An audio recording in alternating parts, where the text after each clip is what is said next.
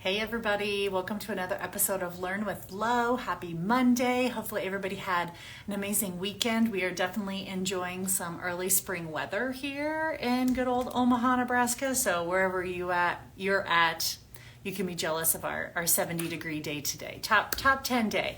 So with that though, we've been really talking about, speaking of sun and weather, we've been talking about our circadian rhythm. We've been talking about cortisol. So last week I really jumped in and introduced you guys to the 3 phases, or I broke it down into 3 phases. That's how I like to think about it. That's like how I like to educate my clients about it. But we kind of have 3 phases of cortisol dysregulation, right? Cortisol being our body's main stress hormone. It's released from the adrenal glands, which sit right on top of our kidneys, right? And cortisol really is the foundation of a lot of our hormone hierarchy, which I talk a lot about hormone hierarchy if you're in my one-on-one programs or in any of my group courses. And we talk about cortisol really being the Achilles heel, right? So if we have cortisol dysregulation, we tend to then have a more difficult time stabilizing blood sugar.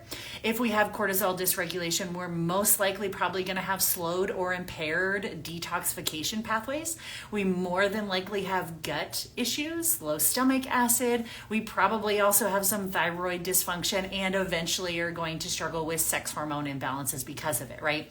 So instead of just spot treating all of those individual things which I just listed off, which is a very common practice in conventional and even functional medicine, is just spot treating all of those things. It's like, what's the root of the root of the root of the root of a lot of these things, right? So we can't go into talking about any of those other areas of the hormone hierarchy if we don't address cortisol dysfunction first, right? So we really got an opportunity last week. If you haven't listened to that, don't worry, all of these are always recorded. You can go into the Reels section of my Instagram page and find last week's episode and kind of catch up on those 3 stages of adrenal dysfunction or cortisol dysregulation, right?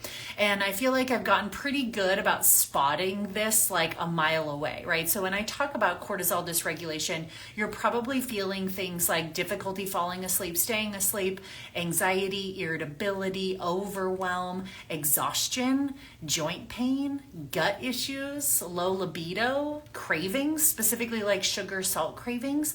And the number one symptom that tends to bring people into doctor's offices is weight gain, right? That can be a big signal. And that's what we're really going to kind of double click on today in this cortisol conversation, is how cortisol can impact body composition and how then that kind of makes us resistant to your classic box that we get put into of this whole like eat less, move more, right? And so that's what we're really going to want to double click on today, is taking this cortisol dysregulation picture, recognizing some of the signs and symptoms, but also recognizing where we might be getting put into an inappropriate box and where we might be making the situation worse if what we're actually dealing with is more of a cortisol-induced weight loss resistance picture, right? So let's just kind of set the stage a little bit. We talked about the signs and symptoms of cortisol dysregulation last week. We also talked about the fact that a lot of times people are feeling these types of symptoms and they may go to their doctor, they may go to their practitioner, and a lot of times they're maybe getting dismissed. They're getting their symptoms invalidated. They're being told to just, lower your stress, or it's all in your head, or, that's just a normal part of aging or a normal part of parenting, right? And the longer that we go through this, the more devastating those impacts can be mentally and physically, because we continue to know that our body's trying to tell us that something doesn't feel great, but we're not getting the help and the support from an individual that starts to recognize like, maybe there's a level of cortisol dysfunction that's happening here that we're not necessarily seeing or treating correctly, right?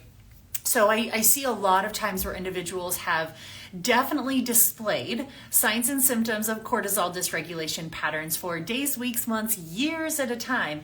And very often they don't speak up about any of those symptoms, right? Either because they think it's 1, normal, or 2, they just kind of like push through, get on with it.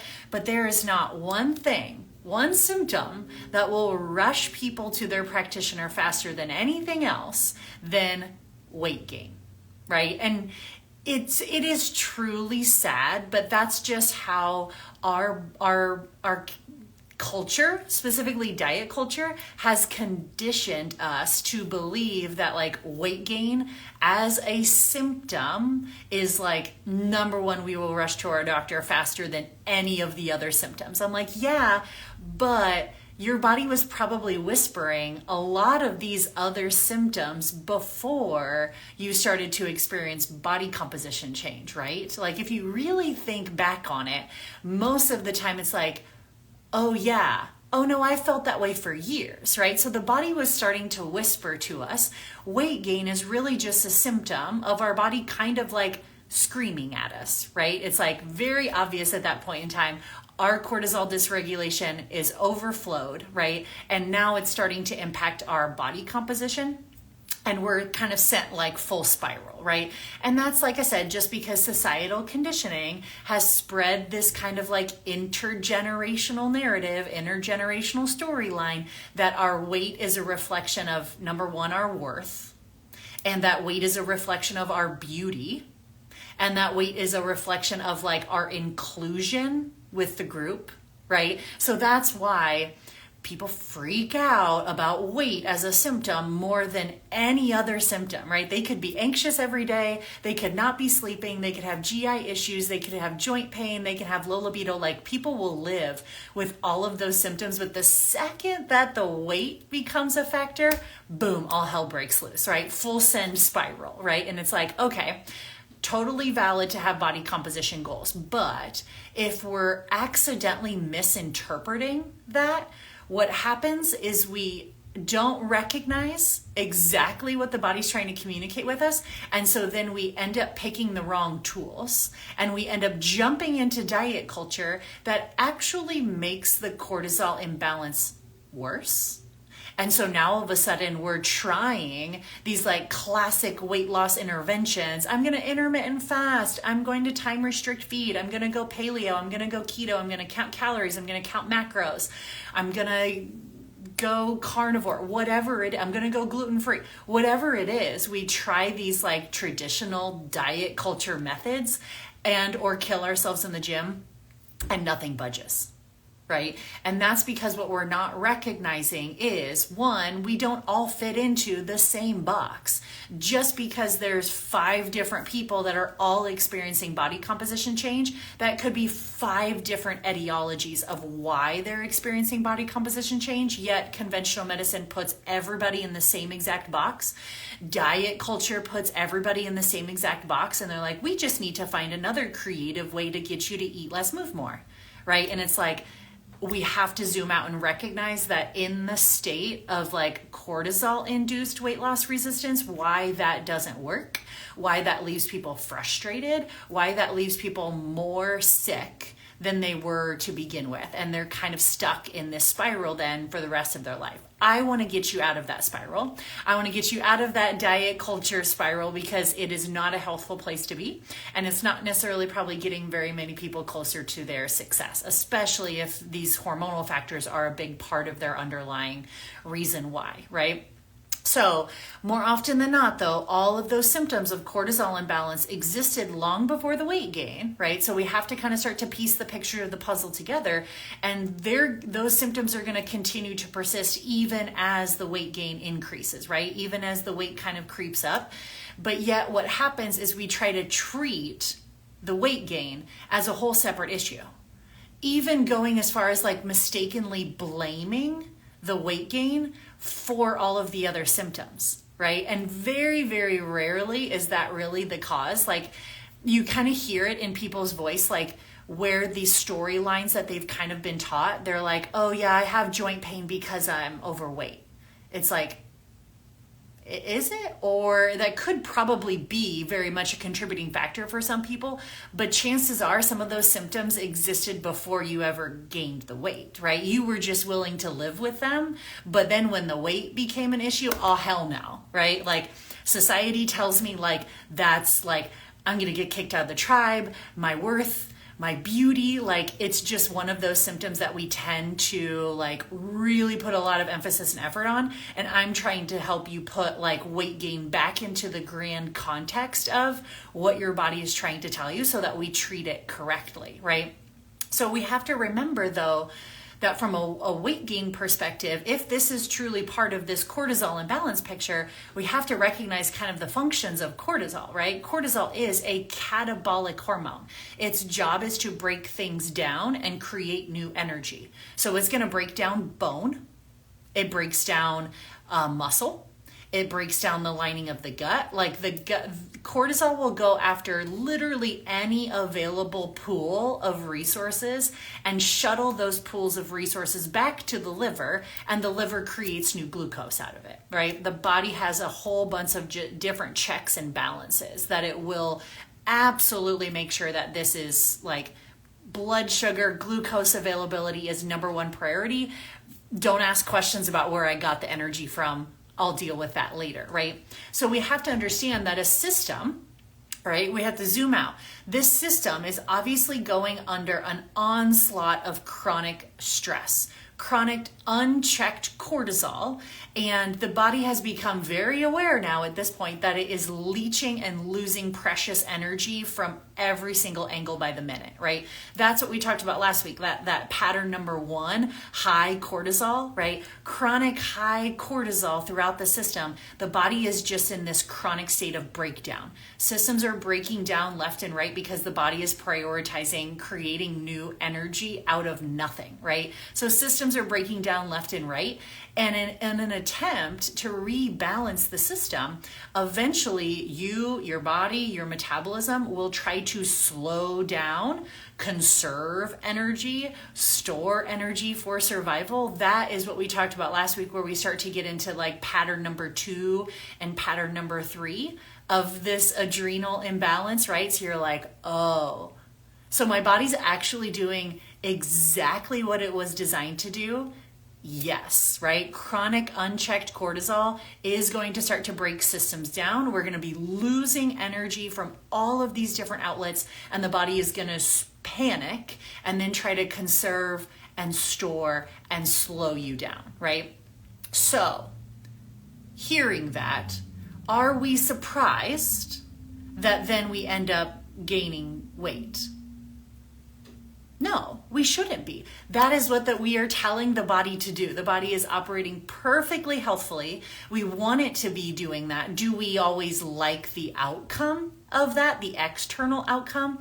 No, but the body's like, but I got your back. I'm doing exactly what I'm supposed to. And it's completely right. It is. So that's the first thing we have to come to terms with is like, your body is not broken. Your body is actually doing exactly what it's designed to do based off of the inputs and outputs that we're telling it to do.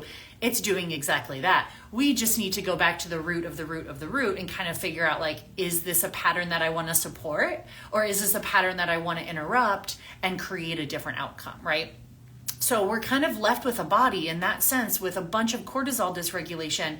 We're left with a body that's adapting for survival at that point, right? The metabolism is lowering desperately in an attempt to try to like pull in energy being stored, to minimize energy being burned, which inevitably is going to signal weight gain, right? And that's a totally natural, healthy, and expected reaction. So don't get upset by a body that's doing exactly what it's supposed to based off the signals that it was given. It doesn't mean that we can't change those signals, but what's happening in diet culture is we're recognizing the signal of weight gain, and then we're adding more stress on the body by trying to fit ourselves into this little diet mold of immediately what we do is try to jump on the train of eat less, move more in some capacity and further slow down the system.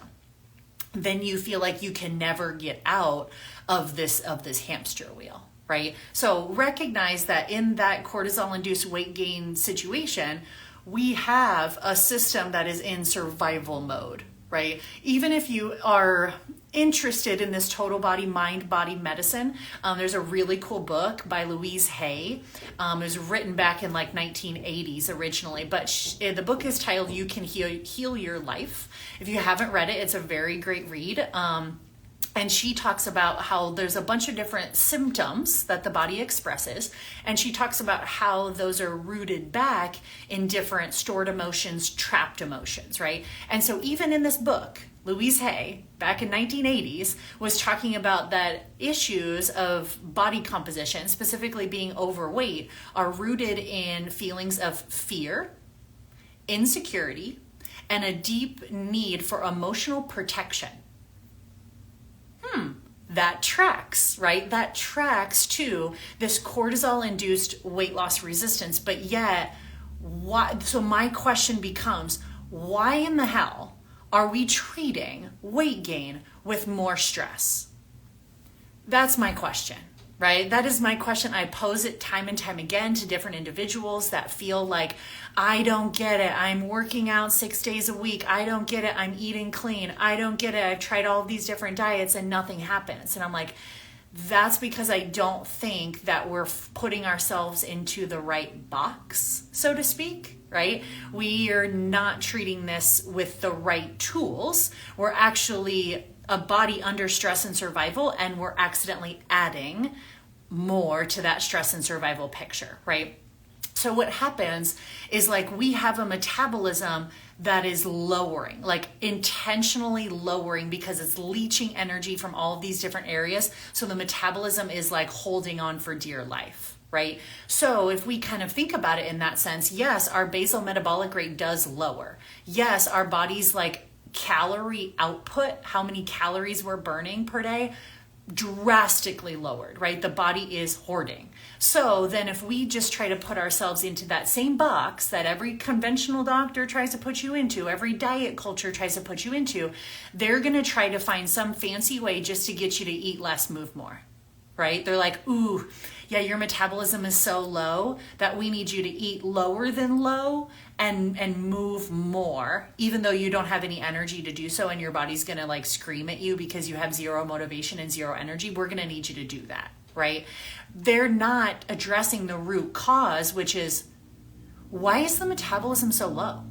How do we increase the metabolism again, restore metabolic function to get this individual to lose the weight that they gained, lose the feelings of fear and insecurity and sense of protection that is causing their body to desperately hang on to this, right? So this is, guys, this is how crazy we're getting out there, right? Where I'm seeing a whole bunch of these adapted metabolisms, right? Your metabolism is adapted for survival, yet we come in with more stress and more restriction, right? Listen, I get it. Like to our brain, it makes logical sense. And we're conditioned by diet culture to believe that weight gain is the result of eating too many calories, right? And then it seems like simply all we need to do is just find a way to eat less calories, right? And I am not by any means saying that calories do not matter. So calorie zealots, macro counting zealots, come after me all you want, right? There are individuals out there who are struggling with weight gain patterns because they fit into that traditional box. I will not deny that. There are lots of Americans out there that function off Starbucks frappes and McDonald's chicken nuggets, right? Yes, there are going to be individuals that fit that box. I don't tend to see a lot of those individuals. Those people are not making their way into my office space and my world because they're probably not proactively interested in taking care of their health. That's okay, right? You do you, boo. I'm talking about the people that are coming into my space and they're frustrated. They are at their wits' end. They do not feel good. They are trying to do good things for their health and not seeing the return on investment because they are conditioned by a diet culture to fit in a certain box that they do not fit in. And by trying to fit themselves into that box, they are further exacerbating the issue. That's who I am speaking to. And I am trying to shout it from the mountaintops of letting people know that there are different types of weight loss patterns or weight loss resistance patterns, and it's not just everybody fitting into the same box, right? So I'm talking to the chronic dieter. I'm talking to the CrossFit Orange Theory Peloton queen out there. I'm talking to the people with chronic gut issues and diagnosed with IBS. I'm talking to the people that are stressed AF and cannot relax. I'm talking to people that are out there trying to hit 15, 20K steps a day, do all of the cardio, do all of the weights, eat clean, work out, and still not seeing a return on their investment, right? those are individuals that we need to zoom out and we need to accept that that weight gain is rooted in this stress, this fear, this insecurity response, and restricting energy further from a system like that that's already rapidly losing energy is a surefire way to create more stress, more fear, and more insecurity in that system, right? So that model of eat less, move more does not work for someone with an adapted metabolism, adapted stress model, cortisol dysregulation and cortisol dysfunction, right? It doesn't account for metabolic adaptation, because what we end up seeing is this chronic stress, cortisol imbalance, adrenal dysfunction is lowering that person's metabolism, right? Their body is conserving resources like crazy, right? So because of that, then this low adaptive state, they then try to find some pattern in order to lose weight, right? They feel like they have to eat even lower than that adapted metabolism, right?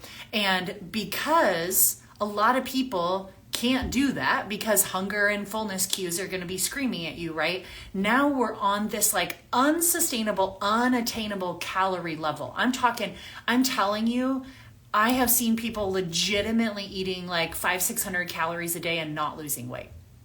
And there's going to be coaches out there that'll say like, oh, well, they're lying. They're not really eating that. I'm like, no, legit. Like, those are the types of people where they could practically starve themselves and not see any movement, right? These are like chronic cortisol adapted type metabolisms. And so you've seen what's happened, right? We've seen this whole slew of this metabolic adaptation. People feel like they practically have to starve themselves, but they can't do it because willpower, motivation, white knuckling. So let's just put people on a bunch of appetite suppressants. Ooh, this is great, right? Ooh, here's your weight loss peptides. Here's your weight loss drugs. We realize that your metabolism is so adapted that you're going to need to eat 500 calories a day, but we also know you're going to get hungry. So let's just shut off the hunger cues so that you can eat 500 calories a day and you can lose weight. It's like, oh, but you want to get off of that drug in the future? Like, oh, well, then you're going to have to be able to sustain eating 500 calories a day with your normal hunger and appetite cues. Good luck, right? And that's where we see people gaining weight with interest on all of these different eat less, move more approaches, right? I will shout it from the rooftops because all we're doing is band-aiding the fact that these are individuals with adapted metabolisms, right? Metabolic adaptation, cortisol dysfunction, adrenal dysfunction, call it what you want, but that is what we're seeing. So I'm looking at this and I'm saying like, I will not subscribe to continuously putting somebody in that loop, that dangerous cycle of just like eat less, move more, because we're not getting at the root cause. We're not asking the right question, right? The right question is, how do I improve their adapted metabolism? How do I restore their overall metabolic rate? How do I release this grip of this chronic cortisol dysfunction on this body so that they don't have to starve themselves or put themselves on an appetite suppressant in order to see weight change, right? So that's where I'm coming in and I'm like, why are we not treating the weight problem as a stress adaptation? So I say, let's come in and stop focusing on decreasing calories and suppressing appetite and start focus on increasing somebody's metabolism. Wow, what a thought, right? How can I increase someone's metabolic efficiency? And that way we don't have to continuously just find 50 different ways to starve ourselves and regain it all back because we're not actually getting to the root cause, right? So when you strip the weight away, like you're literally working against your body's instincts in that sense, right? Instead, how do we convince our body that everything is going to be okay? Right? How are we sending signals of our body to increase body's confidence? How are we increasing feelings of safety and security to the body? That's the root, right? We have fear, insecurity, and threat to survival. Those are like the signals and messages that the body is getting. We need to flip that script and we need to send signals of nourishment, safety, confidence, right? And that's where that rooted problem is with that weight loss resistance picture. So when I'm working with someone in that picture, and I identify a cortisol-induced weight loss picture, I'm not going to further let that person drive themselves into this diet culture. I won't let them. I'll let them do it. I'm like, you can totally continue to keep going down that path. I'm not going to take you down that path because you've done that 15 different times in 15 different ways and haven't been successful. I'm going to lead you down a completely different path of increasing your metabolism. If you're stuck, like you want to keep that, like eat less, move more, you do you. That is totally fine. I won't do that to you because I know I am in no way, shape, or form making you a healthier or happier person, physically or mentally, by teaching you more of that restriction. It's just not going to work. My end goal is to ask the question of like, why? How did we get here? How are we going to reverse it? So the tools that I'm working with individuals are like the work that I do then becomes digging into how do we understand how to eat enough to meet my body's stress demands? Like everything that I'm asking my body to do, how do I make sure it has enough energy to show up for all of those things? What about regulating sleep and circadian rhythm patterns? That's going to be extremely calming, feelings of stress melting away, right? We also have to think about restoring nutrient deficiencies, right? If we have like over fat soluble vitamins, protein, fiber deficiencies, like that's going to be a big threat and stress on the body. The work also becomes addressing the gut microbiome, right? Of the good food that's coming in, are we digesting it? Are we absorbing it? Are there any overgrowths that we need to consider? What's the immune system doing? Like all of those things could be a really big source of stress and inflammation on the body if there's stuff that's not being uncovered there, right? We also address to reduce someone's toxin burden. We're also talking about auditing things like boundaries and the commitments that you have on your schedule, right? So that's the work, right? It's like, that's not, what can we cut out of your diet? Where can we find a way to like move a little more than more? I know you're hitting 15,000 steps already a day. How can we hit 20? I'm like, stop the madness, right? That is not going to be a great picture for those individuals that don't fit into that classic like eat less, move more box. I'm not saying calories don't matter. I'm not saying that doesn't work for particular individuals who just straight up don't realize the amount of energy balance. I'm speaking to the people that are struggling with hormonal imbalances, gut issues, serial dieters, eat clean, exercise, like all of those types of things. And they're like, I still feel like garbage. I'm like, that probably needs a whole different approach than what you've been given, right? And that's what I do a lot by definitely starting with my Master Your Metabolism Masterclass course. That will teach you the foundations around eating in a way that is nourishing, eating in a way that sends signals of safety to the body, eating in a way that reduces inflammation, calms blood sugar dysregulation pictures. Like that is the place to start, right? Master Your Metabolism Masterclass. It's available on Renew University. You can jump into that 6-week course at any time and really get 6 weeks of coaching with me. Then beyond that, we can also work together in a one-on-one setting to dig deeper into some of those other layers of gut and toxin burden, sex hormone imbalances, relationship with food and exercise, boundaries and commitments, and some of those thought patterns and belief systems that are really kind of like holding us back or kind of sabotaging us from taking that next leap as well too.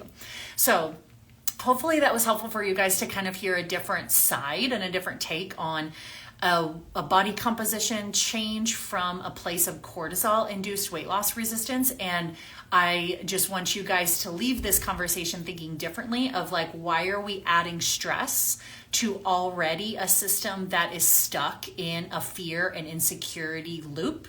Why don't we think differently about coming in with nourishment and security and taking that body towards an increased place of metabolism versus just decreasing calories? So food for thought, chew on that, and we'll see you guys again next week for more Learn with Love.